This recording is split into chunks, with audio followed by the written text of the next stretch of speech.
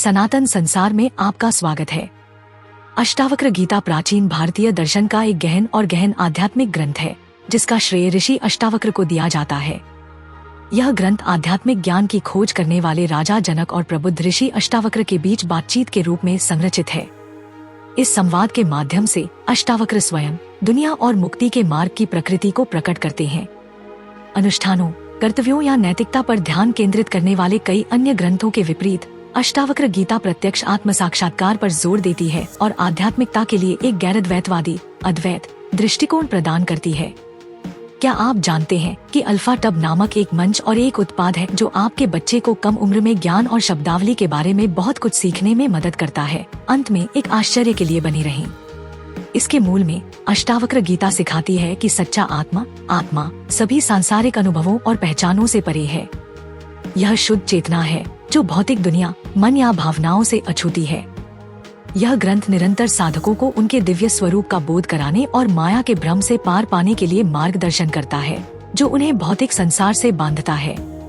अष्टावक्र गीता में माया की अवधारणा। अष्टावक्र गीता में संसार को एक ब्रह्माया के रूप में वर्णित किया गया है। माया वह पर्दा है जो स्वयं के वास्तविक स्वरूप को छिपाता है और भौतिक संसार को वास्तविक और ठोस रूप में प्रस्तुत करता है। यह सभी भ्रम और पीड़ा का स्रोत है, जिसके कारण व्यक्ति अपने वास्तविक अपरिवर्तनीय स्वभाव के बजाय अपने शरीर, विचारों, भावनाओं और बाहरी परिस्थितियों से अपनी पहचान बनाते हैं। माया द्वैत का भ्रम है यह धारणा कि हम संसार से, एक दूसरे से और ईश्वर से अलग हैं। अष्टावक्र सिखाते हैं कि अलगाव में यह विश्वास सभी इच्छाओं, भय, आसक्तियों और दुखों का मूल कारण है। मन और इंद्रियों के साथ हमारी पहचान के कारण संसार वास्तविक प्रतीत होता है, लेकिन वास्तव में यह दिखावे का एक क्षणभंगुर, हमेशा बदलता रहने वाला खेल है। माया के दार्शनिक निहितार्थ। अष्टावक्र गीता के अनुसार माया कोई बाहरी शक्ति नहीं है, बल्कि मन की संवेदनात्मक अनुभवों से जुड़ाव और अहंकार की शरीर और विचारों से पहचान का परिणाम है। दुनिया न तो स्वाभाविक रूप से अच्छी है और न ही बुरी, वास्तविक है और न ही अवास्तविक। यह केवल मन का प्रक्षेपण है जो हमारी धारणाओं और विश्वासों द्वारा आकार लेता है। अष्टावक्र की शिक्षाएं हमें इस भ्रम से परे जाने और इसके पीछे शाश्वत, निराकार वास्तविकता को पहचानने का आग्रह करती हैं। इस दर्शन के आधुनिक जीवन के लिए गहरे निहितार्थ हैं। हमारे दिन प्रतिदिन के अनुभव में हम अक्सर भौतिक सफलता, रिश्तों, उपलब्धियों और संपत्तियों की खोज में फंस जाते हैं, यह मानते हुए कि वे हमें खुशी और तृप्ति लाएंगे। हालांकि ये चीजें अस्थायी और अंततः असंतोषजनक हैं, क्योंकि वे माया का हिस्सा हैं, दुनिया का हमेशा बदलने वाला भ्रम। अष्टावक्र हमें याद दिलाते हैं कि स्थायी शांति और आनंद केवल भीतर की ओर मुड़ने, क्षणभंगुर दुनिया से अलग होने और अपने वास्तविक स्वरूप को महसूस करने से ही मिल सकता है। माया क्या है? हिंदू दर्शन में, विशेष रूप से अद्वैत, गैरद्वैत परंपरा में, माया उस भ्रम को संदर्भित करती है जो वास्तविकता की वास्तविक प्रकृति को ढकती है। यह ब्रह्मांडीय शक्ति है जो भौतिक दुनिया की उपस्थिति बनाती है, जिससे हमें विश्वास होता है कि भौतिक ब्रह्मांड और इसके भीतर हमारे अनुभव वास्तविक और स्थायी हैं। हालांकि अष्टावक्र जैसे प्रबुद्ध ऋषियों के दृष्टिकोण से दुनिया वैसी नहीं है जैसी दिखती है। भौतिक दुनिया अपने सभी सुखों, दुखों और आसक्तियों के साथ अस्थायी और हमेशा बदलती रहती है। यह एक भ्रम है क्योंकि यह हमें अपने शाश्वत, सच्चे स्वात्मा जो समय, स्थान और रूप से परे है, को महसूस करने से विचलित करता है। माया बुरी या स्वाभाविक रूप से बुरी नहीं है, लेकिन यह भ्रामक है। यह हमें जन्म और मृत्यु, संसार के चक्र में फंसाए रखती है, जिससे हम अपने शरीर, विचारों, भावनाओं और इच्छाओं से पहचाने जाते हैं। यह पहचान सभी दुखों का स्रोत है। हम अपने कार्यों के परिणामों से जुड़ जाते हैं, लगातार बाहरी साधनों के माध्यम से खुशी की तलाश करते हैं, लेकिन ये प्रयास अंततः विफल हो जाते हैं क्योंकि वे भ्रम का हिस्सा हैं। सांसारिक चीजों की अस्थायी प्रकृति हमें उनसे मिलने वाली संतुष्टि को क्षणभंगुर बना देती है। दैनिक जीवन में माया की भूमिका। हमारे दैनिक जीवन में माया भौतिक सफलता, धन, रिश्तों, स्थिति और शक्ति के प्रति आसक्ति के रूप में प्रकट होती है। हम अक्सर मानते हैं कि ये चीजें हमें स्थायी खुशी देंगी।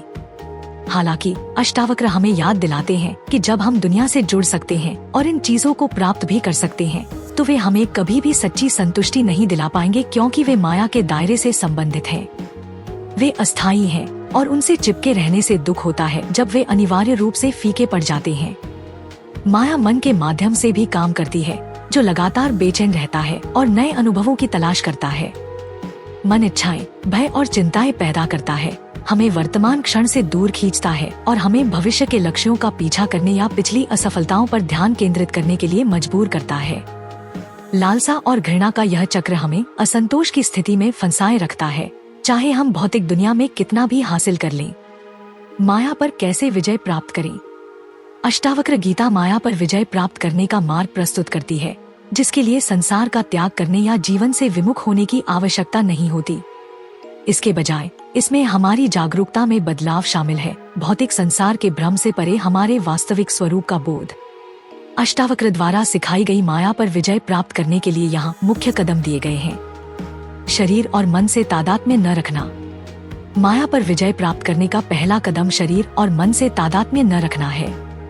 हम अपने आप को अपने भौतिक रूप, विचारों और भावनाओं के योग के रूप में सोचते हैं, लेकिन अष्टावक्र सिखाते हैं कि ये केवल भ्रम के पहलू हैं। सच्चा स्व आत्मा है, शाश्वत चेतना जो सभी अनुभवों को बिना उनसे प्रभावित हुए देखती है। आत्म जागरूकता का अभ्यास करके हम अपने विचारों, भावनाओं और शारीरिक संवेदनाओं को बिना उनसे जुड़े देखना शुरू कर सकते हैं। इसे अक्सर अपने जीवन का साक्षी या पर्यवेक्षक बनना कहा जाता है। जितना अधिक हम इस साक्षी भाव को विकसित करेंगे, उतना ही कम हम भौतिक दुनिया के उतार चढ़ाव से प्रभावित होंगे। परिणामों से विरक्ति।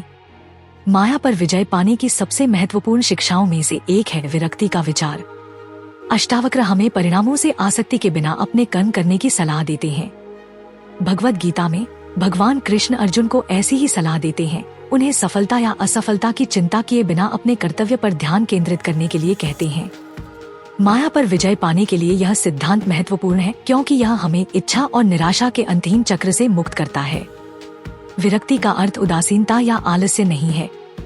इसका अर्थ है जीवन के साथ पूरी तरह से जुड़ना, अपने कर्तव्यों का पालन करना, अपने लक्ष्यों का पीछा करना, लेकिन इस बात की परवाह किए बिना कि हम सफल हैं या असफल। जब हम विशिष्ट परिणामों की अपनी आवश्यकता को छोड़ देते हैं, तो हम आसक्ति के साथ आने वाली चिंता और पीड़ा से मुक्त हो जाते हैं। आत्मजांच, आत्मविचार। आत्मजांच या आत्मविचार माया के भ्रम को तोड़ने का एक शक्तिशाली तरीका है। इसमें लगातार खुद से पूछना शामिल है, मैं कौन हूँ, और स्वयं की वास्तविक प्रकृति की जांच करना। अष्टावक्र हमें अपने बारे में अपनी सभी धारणाओं पर सवाल उठाने का आग्रह करते हैं, यह पहचानते हुए कि हम जो कुछ भी पहचानते हैं, हमारा नाम, भूमिका, उपलब्धियां और असफलताएं भ्रम का हिस्सा हैं। इस अभ्यास के माध्यम से हम अंततः महसूस करते हैं कि हम शरीर, मन या अहंकार नहीं हैं, बल्कि शुद्ध, अपरिवर्तनीय जागरूकता है जो सभी अनुभवों का साक्षी है।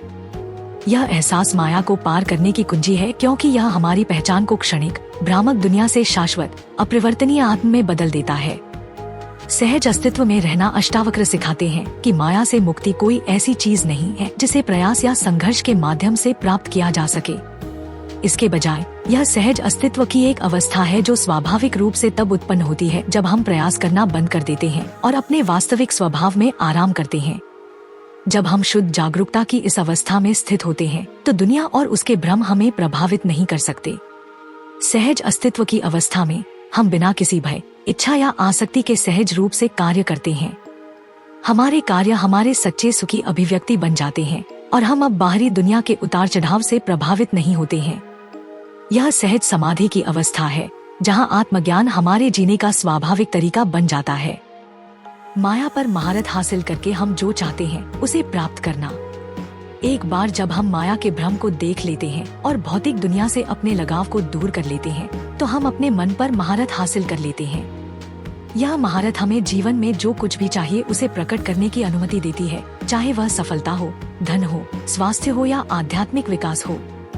जब हम डर, आसक्ति या अहंकार आधारित इच्छाओं से प्रेरित नहीं होते हैं, तो हम अपने मन को स्पष्टता और सटीकता के साथ केंद्रित कर सकते हैं। दुनिया के क्षणभंगुर सुखों और दुखों से विचलित हुए बिना अपनी ऊर्जा को अपने लक्ष्यों की ओर निर्देशित कर सकते हैं। हम जो चाहते हैं उसे प्रकट करने की कुंजी मन की स्पष्टता और परिणामों से अलगाव में निहित है। जब हम माया के खिंचाव से मुक्त होते हैं, तो हम अब संदेह, चिंता या भय से प्रभावित नहीं होते हैं। हम शुद्ध जागरूकता और आंतरिक शांति के स्थान से कार्य करते हैं, जो हमें अपनी ऊर्जा को प्रभावी ढंग से चैनल करने और अपनी इच्छाओं को वास्तविकता में लाने की अनुमति देता है। हालांकि अष्टावक्र स्पष्ट है कि हम सांसारिक सफलता तो प्राप्त कर सकते हैं, लेकिन अंतिम लक्ष्य भौतिक धन या शक्ति नहीं है। सच्ची पूर्णता हमारे शाश्वत अपरिवर्तनीय स्वभाव को समझने और उसके साथ सामंजस्य बिठाने से आती है। भौतिक सफलता प्राप्त करने योग्य होते हुए भी माया के भ्रम का हिस्सा है। माया पर काबू पाने का सच्चा इनाम आत्म साक्षात्कार से मिलने वाली आंतरिक स्वतंत्रता और शांति है। भौतिक और आध्यात्मिक लक्ष्यों के बीच संतुलन। अष्टावक्र गीता की शिक्षाएं बताती हैं कि भौतिक सफलता और आध्यात्मिक विकास के बीच कोई संघर्ष नहीं है, जब तक कि हम भौतिक दुनिया की भ्रामक प्रकृति के बारे में जागरूक रहें। जब हम समझ जाते हैं कि दुनिया माया है, तो हम इससे जुड़े बिना या इससे बंधे बिना इसके साथ जुड़ सकते हैं। हम जीवन के सुखों और पुरस्कारों का आनंद ले सकते हैं, जबकि उनसे अलग रहते हुए, यह जानते हुए कि वे अस्थायी हैं और सच्ची खुशी का स्रोत नहीं है। इस अर्थ में अष्टावक्र गीता जीवन के प्रति एक संतुलित दृष्टिकोण प्रदान करती है। यह मांग नहीं करती कि हम संसार का त्याग करें या अपनी जिम्मेदारियों को त्याग दें। इसके बजाय यह हमें जागरूकता के साथ संसार में जीना सिखाती है, अपने सच्चे स्व में निहित रहते हुए जीवन के साथ पूरी तरह से जुड़ना सिखाती है। इस तरह हम भौतिक और आध्यात्मिक दोनों क्षेत्रों में सफलता और पूर्णता प्राप्त कर सकते हैं। निष्कर्ष, माया पर विजय प्राप्त करना और सच्ची पूर्णता प्राप्त करना। अष्टावक्र गीता की शिक्षाएं माया पर विजय प्राप्त करने और भौतिक सफलता और आध्यात्मिक मुक्ति दोनों प्राप्त करने का मार्ग प्रदान करती हैं। शरीर और मन से अलग होकर, परिणामों से अलग होकर, आत्मजांच का अभ्यास करके और सहज अस्तित्व में रहकर हम दुनिया के भ्रमों से परे जा सकते हैं और अपने सच्चे स्वभाव की अनंत शांति और आनंद का अनुभव कर सकते हैं। जबकि हम अपनी इच्छाओं को प्रकट कर सकते हैं और भौतिक दुनिया में सफलता प्राप्त कर सकते हैं, अंतिम लक्ष्य यह महसूस करना है कि सच्ची पूर्णता भीतर से आती है। माया के भ्रम को देखकर हम खुद को दुख और सीमाओं से मुक्त करते हैं और हम असीम स्वतंत्रता, प्रेम और ज्ञान की खोज करते हैं, जो हमारा सच्चा सार है। अब इन प्राचीन ग्रंथों को एक नए दृष्टिकोण से देखने की कल्पना करें। देखें कि वे आधुनिक वैज्ञानिक जांच के साथ कैसे प्रतिध्वनित होते हैं और उन काव्यात्मक और आध्यात्मिक छंदों को उजागर करते हैं जो पीढ़ियों से चले आ रहे हैं। हमारा केवल सदस्यों के लिए वीडियो आपको नासदीय सूक्त के माध्यम से एक यात्रा पर ले जाता है, जो अस्तित्वगत और ब्रह्मांड संबंधी प्रश्नों की खोज करता है, जिन्होंने सहस्राब्दियों से मानवता को उलझाया हुआ है। यदि आप प्राचीन ज्ञान के बारे में भावुक हैं, ब्रह्मांड के बारे में उत्सुक हैं, या बस विभिन्न दृष्टिकोणों के बारे में सीखना पसंद करते हैं, तो यह एक ऐसा वीडियो है जिसे आप मिस नहीं कर सकते। यह गहन व्याख्याओं, मूल संस्कृत छंदों और उनके अनुवादों से भरा हुआ है, जो आपको एक समृद्ध और व्यावहारिक अनुभव प्रदान करता है। तो आप इस अद्भुत वीडियो को कैसे देख सकते हैं? यह आसान है, बस हमारे चैनल के सदस्य बने। शामिल होने से आपको इस वीडियो और इसके जैसे कई अन्य वीडियो तक विशेष पहुंच मिलेगी, जो प्राचीन ग्रंथों में गहराई से गोता लगाते हैं और हमारी आधुनिक दुनिया के लिए उनकी प्रासंगिकता की खोज करते हैं। सदस्य के रूप में आपको ये चीजें पसंद आएंगी। नए वीडियो तक जल्दी पहुंच, सदस्यों के लिए शाउट आउट, फोटो और स्टेटस अपडेट, सिर्फ सदस्यों के लिए वीडियो। ऋग्वेद और अन्य प्राचीन ग्रंथों के गहन ज्ञान को जानने के इस अवसर को न चुकें। नीचे दिए गए ज्वाइन बटन पर क्लिक करें और आइए मिलकर ब्रह्मांड के रहस्यों का पता लगाएं। देखने के लिए धन्यवाद, और मैं आपको सिर्फ सदस्यों के लिए सेक्शन में देखने का बेसब्री से इंतजार कर रहा हूँ। अगली बार तक उत्सुक बने रहें और खोज करते रहें। अपने जन्म वर्ष के अंतिम अंक के साथ टिप्पणी करना न भूलें और अपनी अंतर्दृष्टि साझा करें। मुझे अल्फाटब क्यों पसंद है? अल्फाटब छोटे बच्चों को कम उम्र में ही सनातन मूल्यों, ज्ञान और शब्दावली से परिचित कराने के दिलचस्प तरीके प्रदान करता है। अल्फाटब बच्चों की शिक्षा के लिए एक अनूठी अवधारणा के साथ एक शब्दावली किट भी है। यह स्कूलों में भी एक बेहतरीन किट के रूप में काम कर सकता है। माता पिता अल्फाटब मोबाइल ऐप का उपयोग करके बहुत सारे टब शीट और टब कार्ड बना सकते हैं और अल्फाटब का उपयोग करके मजेदार गेम के माध्यम से अपने बच्चों के साथ जुड़ सकते हैं। मैंने अल्फाटब ऐप का उपयोग किया है और वीडियो में दिखाए अनुसार टब कार्ड बनाए हैं। जब मैंने पहली बार अल्फाटब देखा तो मुझे पता था कि मेरे भतीजे और भतीजी इसे पसंद करेंगे। यह बच्चों के अनुकूल सामग्री से बना है, बहुत अच्छी गुणवत्ता वाला है, टूटने वाला नहीं है और लंबे समय तक चलेगा। मेरे प्रोमो कोड सनातन से 20% छूट प्राप्त करें। लिंक विवरण में है। यह हमारा सौभाग्य है कि हम अपने सनातन धर्म के ऐसे अद्भुत ज्ञान को फैलाने में सक्षम हैं। हम चाहते हैं कि आप अधिक से अधिक लोगों तक पहुंचने में आपकी मदद करें, ताकि वे हमारे धर्म के बारे में जान सकें हमारा आपसे अनुरोध है कि हमारे वीडियो को अधिक से अधिक लोगों तक साझा करें। कृपया हमारे अन्य वीडियो देखें। सनातन इतिहास के अधिक वीडियो के लिए सनातन संसार आई की सदस्यता लें।